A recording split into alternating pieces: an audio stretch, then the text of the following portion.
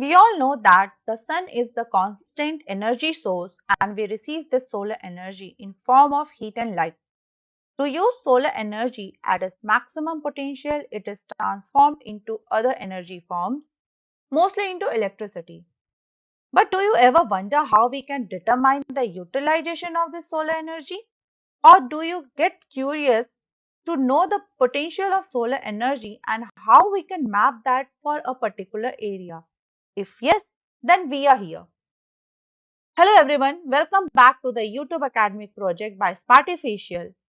We are here again with another project focusing on solar power potential mapping in India using remote sensing. But before a thorough explanation, let us see how it is going to be beneficial for you. Apart from learning in our YouTube Academic project, we also provide a few tasks related to the content of that particular project. By completing those tasks and submitting them to us, you can have a chance to earn a certificate from Spartificial. But we will discuss in detail about the task of this project and how to submit them at the end of the project. Besides our YouTube academic projects and their certificate opportunity, you can also visit our website to explore live classes, internship programs, and other events we organize using this link. Spartificial offers programs that focus on the application of AI and ML in space exploration and Earth observation. Like these ongoing programs you can see. We also organize events to elevate your research, writing, and presentation skills. Like Blogathon, we have recently organized is a blog writing competition where you can uplift your writing skill to get published and awarded. For more details about any programs or internship, you can write to us anytime and connect to us with email. So now let us start with this project. I hope most of you have heard about the terms like mapping, remote sensing, and solar power potential, which are the keywords for this project. The theme of this project covers a broader range of concepts, techniques, data analysis, and applications. Therefore, we have narrowed down the task, which is the mapping of technical CSP and centralized SPV potential of India through solar irradiance and spatial data.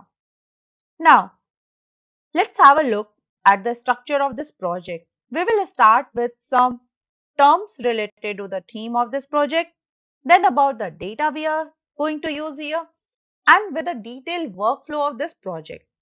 After completing the theoretical part, we will analyze the data for CSP and SPV potential mapping. Let us begin with some fundamental terms and concepts. But before that, we must know the breakdown of the sun's energy while reaching the Earth's surface. So from this particular image, we can see that sun's energy passes through the upper atmosphere before reaching our Earth's surface. And not all of the solar energy directly interacts with the Earth's surface. Most of the solar energy is absorbed, scattered, and reflected by atmospheric factors like water vapor, air molecules, and other Earth's features like ocean, land masses, clouds, and many others. So, on the Earth's surface, we finally receive two types of sunlight. One is a direct beam, and another is scattered and reflected sunlight, which is also called diffused solar radiation. Combining this direct and diffused sunlight gives global solar irradiation. Hence, solar radiation can be categorized into three categories. One is the direct irradiance or DNI, diffuse irradiance, and the global irradiance or GHI. So, these three types of solar radiation are the measures of solar energy we receive on our Earth's surface by measuring them in kilowatt hour per meter square per day. So, let us understand why we are measuring them in this particular unit. This unit of solar radiation is based on two concepts. One is the energy, means any form of energy is measured in watts or kilowatt. And here we are also taking the hours of sunlight we receive per day in a particular area. So we measure the solar radiation in kilowatt hour per meter square per day. Since we do not get all of the sun energy on our earth, but what we receive is still a vast amount of solar energy, which cannot be utilized entirely. Therefore, the amount of solar energy we can use is known as solar energy potential. And in this project, we will map the solar energy potential we use in the form of electricity. So this project basically focuses on the utilization of solar energy in form of electricity only. Now, you all have the answers about what is the solar energy potential and what we are going to do in this particular project. So, to use solar energy in an electrical form, we use photovoltaic or PV technology, which converts solar energy into electrical by using semiconducting materials. There are basically two types of PV technology to get electricity from sunlight. One is solar photovoltaic or SPV, which converts sunlight directly into electricity. And another is concentrated solar power or CSP, which converts sunlight into mechanical energy first, then into electricity. So this is the indirect way of conversion. Now relate these two types of PV tech with the two types of sunlight we receive on Earth's surface. Since SPV does not use any interference of a heat engine, it needs a large amount of sunlight from sun for electricity production. Hence, this SPV takes all the direct and diffused light for the purpose. That's why GHI data of the area is used to estimate SPV potential. On the other hand, CSP uses the indirect method for solar to electric conversion. That's why it works on a direct sunbeam, which is high in intensity, and hence DNI data is used for CSP potential estimation. Apart from these two data, the topographic surface of the Earth also plays an important role. For this purpose, elevation data of the bare Earth is used, which is spatial or remote sensing data captured through satellite. This elevation data is called Digital Elevation Model or DEM, which doesn't include any trees, buildings, and other surface objects. So, in conclusion, we are going to analyze three data here: GHI, DNI for solar radiation, and DEM data for elevation. But this is not all. The amount of solar radiation that reaches any one spot on the Earth's surface varies according to geographic location, time of day, season, local landscape, and weather. Also, since solar radiation and elevation of ground are the environmental features, their collection, transformation, and estimation means the entire process is affected by other environmental parameters and PV system characteristics. Therefore, SPV and CSP potential mapping of a region also consider the number of sunlight hours in a day in that area, the slope of the terrain there, geographical potential of that area, the conversion efficiency of PV modules we are using, the performance ratio of that particular system, and land use efficiency.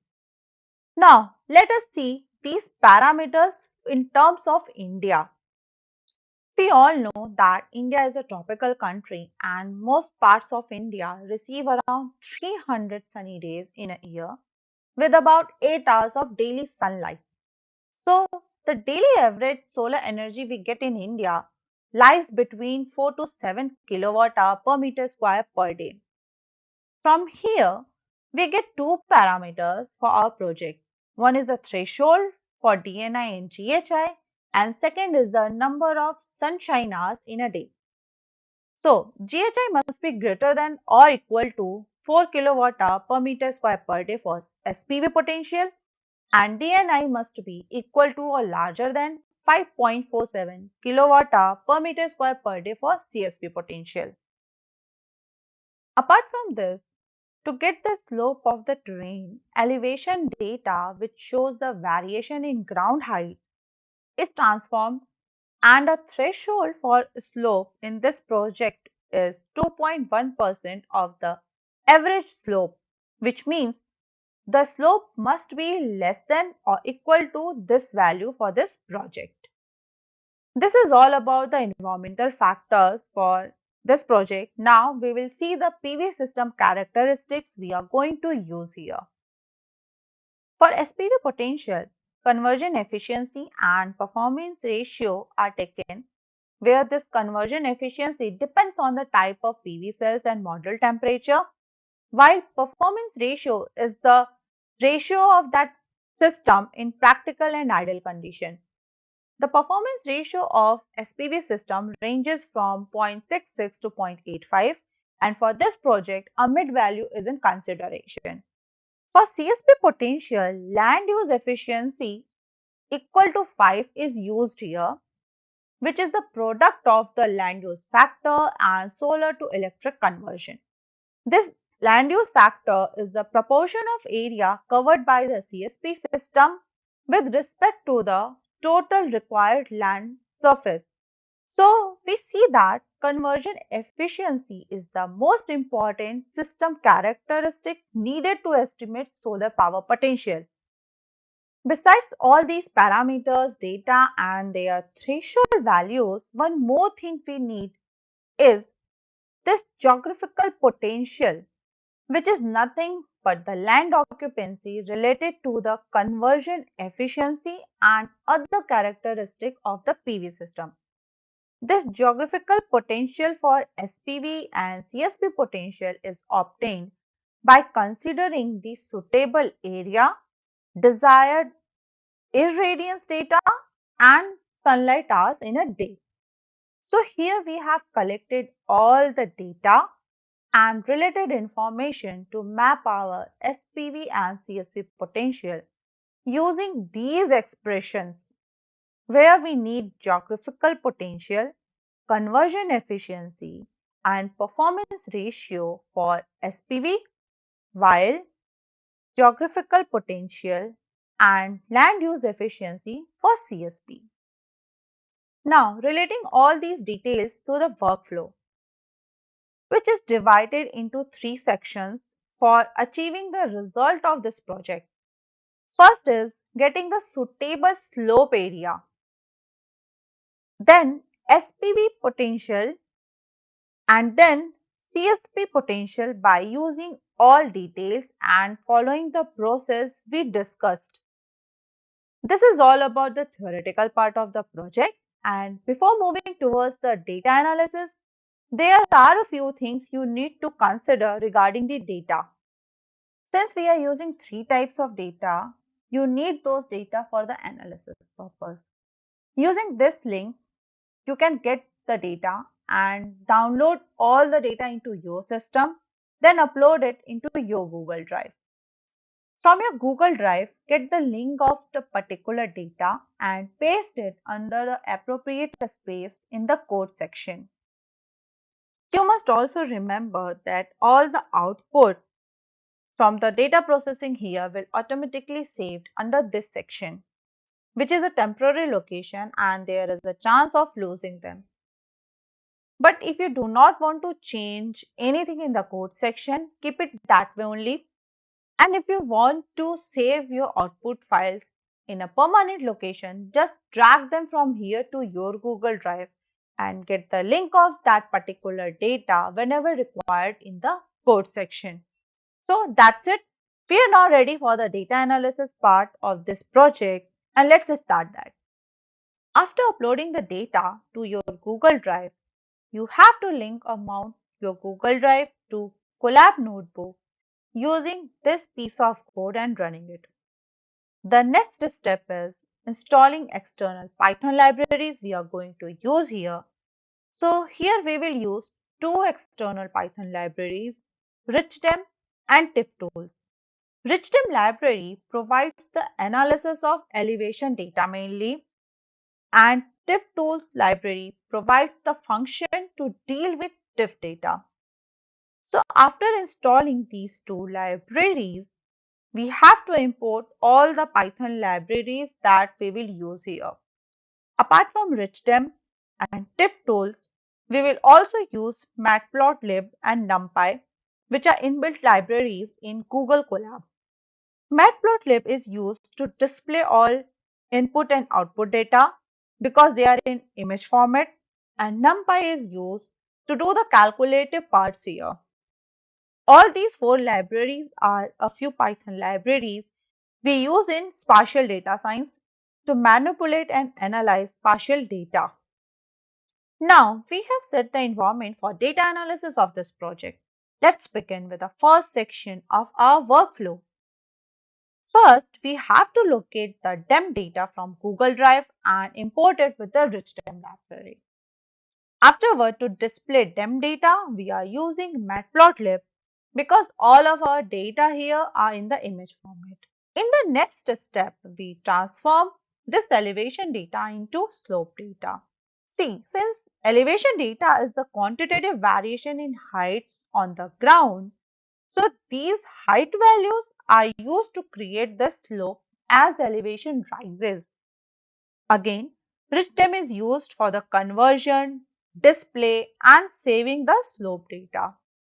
From this output, we can easily see the variation in height and so as for the slope. The next step in this section is obtaining the desired slope area by calculating and applying the threshold value. Since the data is in image format, we have used NumPy library to convert the slope image into a slope array. Then calculate an average of this array, and after this a threshold is calculated, which is 2.1% of the average slope. This threshold is used then to remove those slope areas which are greater than this threshold, and that's how we get our required suitable slope area, which is displayed with Matplotlib again and saved in the TIFF format. So from this image and this output, we can easily see the difference between the original slope data and after removing the higher slope areas. And now the first section of our workflow is completed. Moving further, let's do the data analysis for the second section of the workflow, which starts with getting the path of GHI data, then importing and displaying it with RichDem and Matplotlib. After that, we are going to apply a threshold value for GHI, which is 4 kilowatt hour per meter square per day, to remove all the lower values of GHI than this threshold. Now, after removing the lower values of GHI, we have the required or desired GHI for SPV potential, which is again displayed through Matplotlib here and saved as the TIFF file. So, the next step in this section is to obtain the geographical potential for SPV, which uses new GHI after applying the threshold, sunshine hours and the suitable slope area.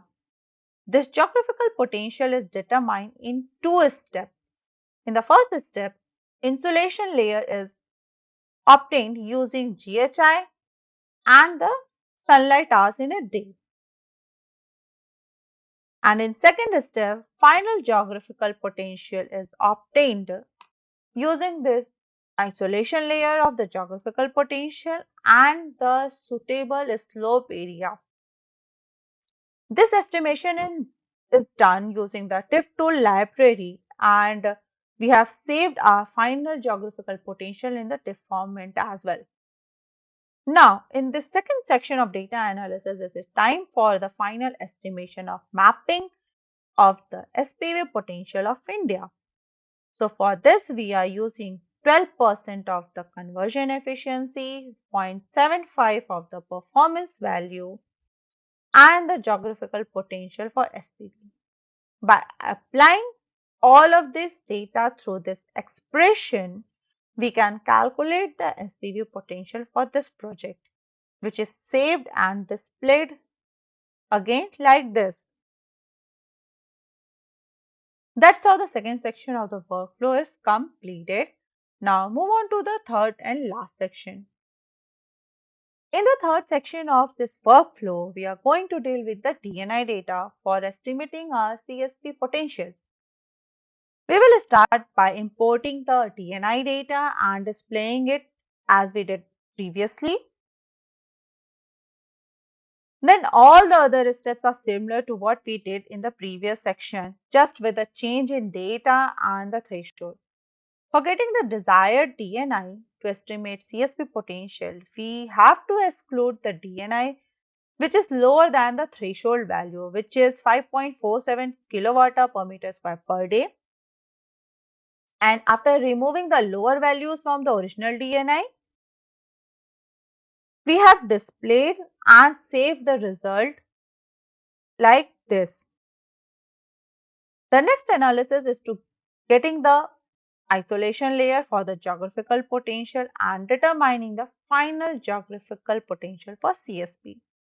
So, as we did earlier, we are going to do the same way. For calculating the isolation layer for DNI, we have used the DNI and the sunlight hours in a day, and then including the suitable slope area, we can have the final geographical potential for CSP.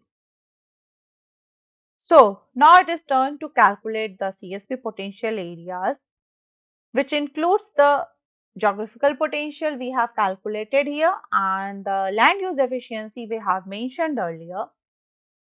And by using this expression, we are going to calculate our CSP potential. So after calculating the CSP potential, we have saved it in the TIFF file and displayed it like this. So here the third section is also completed. Now let's have a look in both the result. So this is the CSP potential and this is the SPV potential we get here.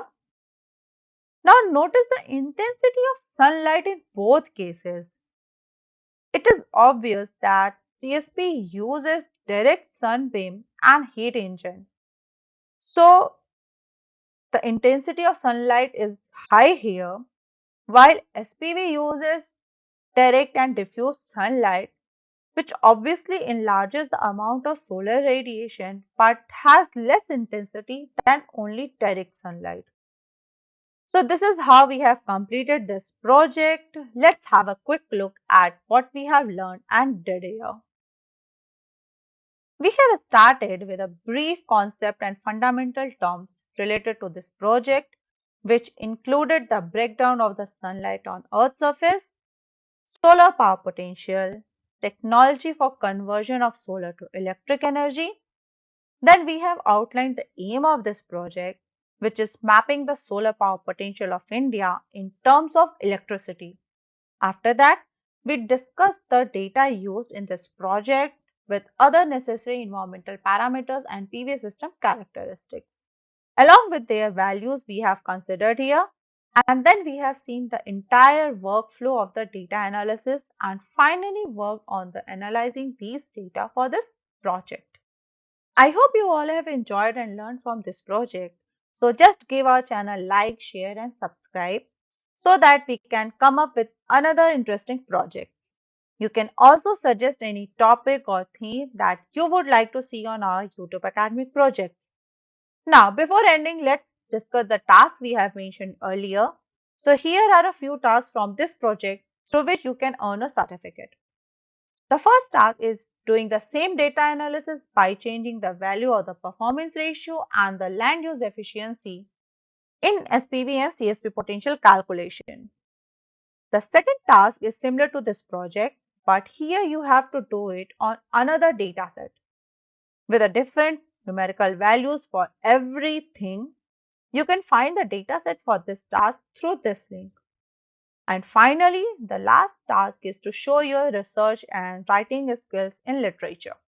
You must complete all these tasks in a new and single Google Colab notebook and submit them to us using this link. These are the details you have to complete before uploading your solution notebook. So, the project ID and the project name you can find at the beginning of this video from here. After that, you have to mention your full name, email ID, phone number, and your LinkedIn profile URL if you have one. Then upload your solution notebook and submit to us. So here we are. The project is completed and I hope you all have enjoyed it.